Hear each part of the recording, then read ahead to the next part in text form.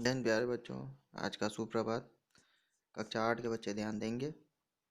अभी तक हम लोगों ने आओ करे 5 जो अभ्यास प्रश्न थे अलंकार के पश्चात उसे हमने हल किया। इसके पश्चात हम देखेंगे आओ करे 6। इसमें दिया गया है अभ्यास प्रश्न में कि निम्नलिखित वाक्यों में आए अलंकार व उनके भेद बताइए। यहाँ जो भी वाक्य या उदाहरण दिए गए हैं, इन सारे वाक्य उदाहरणों में कोई ना कोई अलंकार है। तो इन्हें हमें सर्च करना है, फाइंड आउट करना है कि ये जो वाक्य या उदाहरण दिए गए हैं इसमें कौन सा अलंकार होगा। क है आपका मुख चंद्रमा सा सुंदर है। यहाँ मुख क्या है आपका उपमेय और चंद्रमा आपका उपमान। सा सुंदर है यानी उसके समान सुंदर है। तो जहाँ समानता उपमेय या उपमान में प्रकट की जाए वहाँ पर आपका उपमा अलंकार होता है। ये आपका क जो होगा यहाँ पर, इसका उत्तर हो जाएगा उपमा अलंकार। इसके पश्चात दूसरा जो आपका प्रश्न होगा वो वाक्य है नील गगन सा शांत हृदय था रो रहा। तो नीले गगन सा शांत हृदय, यहाँ पे नीला गगन आपका उपमान है और शांत हृदय जो है आपका वो उपमेय हो जाएगा।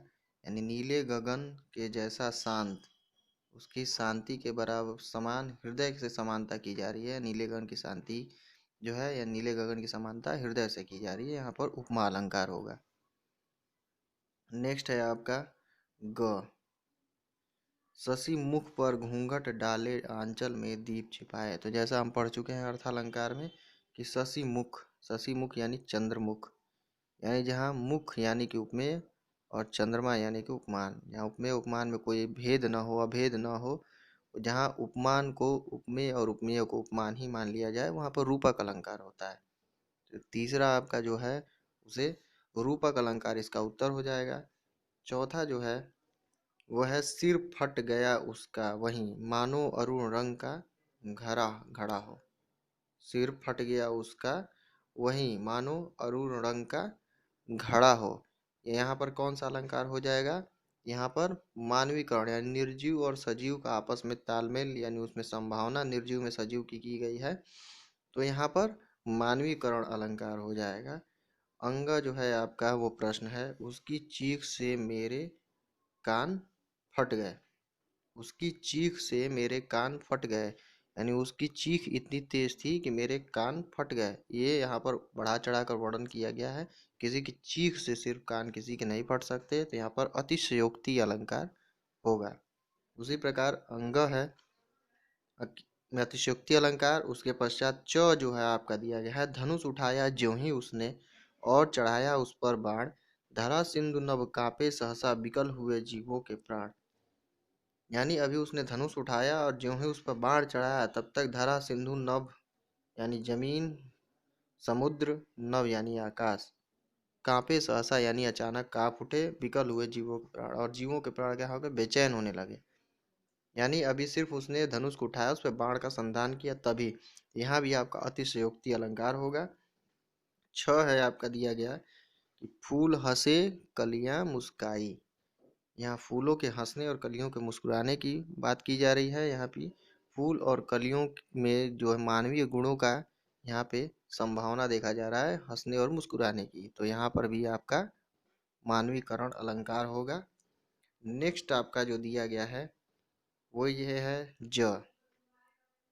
ज जो है ये आपका दिया गया है कि युग युग प्रतिदिन प्रतिक्षण प्रतिपल प्रियतम का पथ आलोकित कर।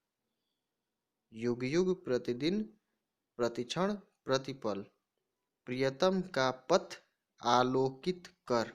यहाँ पे आप देखेंगे कि य और प वर्ण का आवृत्ति जो है बार बार हुई है, जिसमें पुनरावृत्ति में अलंकार में आपने पढ़ा था कि वर्णों की बार बार आवृत्ति आपका अनुप्रास अलंकार होती है। तो यह ज आपका जो होगा ये अनुप्रास अलंकार होगा। नेक्स्ट है आपका तीन बेर खाती थी वे तीन बेर खाती है। तीन बेर खाती थी वे तीन बेर खाती है, यानी तीन बेर का एक यहाँ पे एक बेर और दूसरा बेर यानी एक बेर 2 बार आया है। तो यहाँ पर एक शब्द 2 बार या 2 से अधिक बार आए लेकिन दोनों के अर्थ अलग अलग हों तो वहाँ पर आपका यमक अलंकार होगा। 3 बेर खाती थी यानी 3 बार, एक बेर का मतलब होता है यहाँ पर, पहले बेर का अर्थ है समय, यानी 3 समय जो खाती थी वे 3 बेर आज खाती हैं।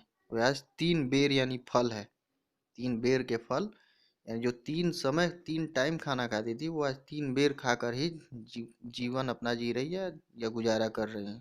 तो यहाँ बेर का अर्थ अलग अलग हुआ, एक बेर का अर्थ है समय, एक बेर का अर्थ है फल। तो यहाँ आपका यमक अलंकार हो गया। इसके पश्चात भाषा की पहचान, इसके बारे में पठन हम अगली कक्षा से प्रारंभ करेंगे। अभी के लिए आपके सारे अभ्यास प्रश्न जो शब्द ज्ञान में थे वो समाप्त हुए। तो आपकी कक्षा समाप्त।